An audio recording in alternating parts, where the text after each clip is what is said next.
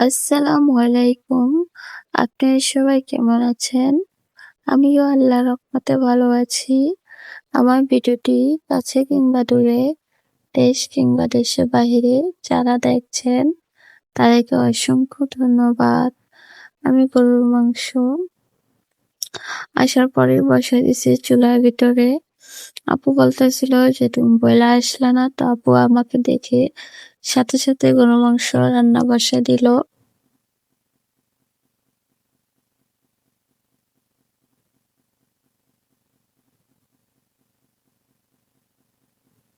আমার ভিডিওটি যদি ইউটিউব চ্যানেল থেকে দেখে থাকেন, প্লিজ সাবস্ক্রাইব করে পাশে থাকবেন। আর পুরাতন আপু ভাইয়াদেরকে অসংখ্য ধন্যবাদ।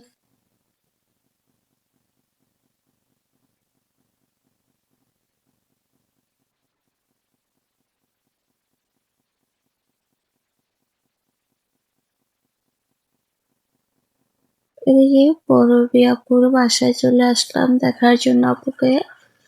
এসে আমি বারান্দায় চলে গেলাম। আপু বাসায় নাই। তারপর বারান্দার গাছগুলার ভিডিও করে নিলাম।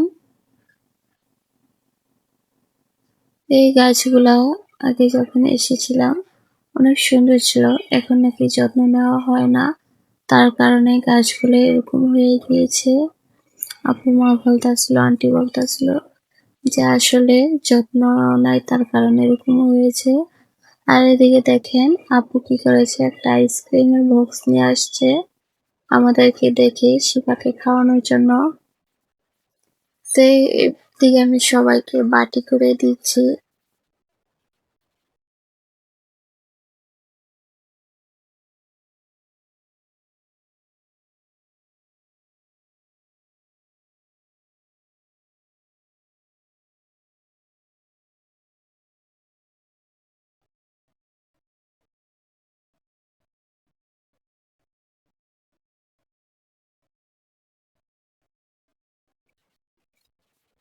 ওদিকে এই যে টেবিলের ভিতরে আপু রান্না শেষ করে নিয়ে আসছে সব টেবিলের ভিতরে। আমরা এখন খেতে বসে পড়বো। এদিকে চিংড়ি মাছের ভর্তা করেছে, ছোট মাছ চচ্চড়ি করেছে, গরুর মাংস রান্না করেছে, খাসি মুরগির মাংস রান্না করেছে, আর ডাউল, পাতলা ডাউল। এই যে চুলার ভিতরে মাংস রান্না এখনো হচ্ছে, এটা হলো শেষ রান্না। আজকের ব্লগ ভিডিওটি আপনাদের কাছে কেমন লেগেছে সবাই কমেন্টের মাধ্যমে জানাবেন। আজকের ভিডিও এই পর্যন্ত। আল্লাহ হাফেজ।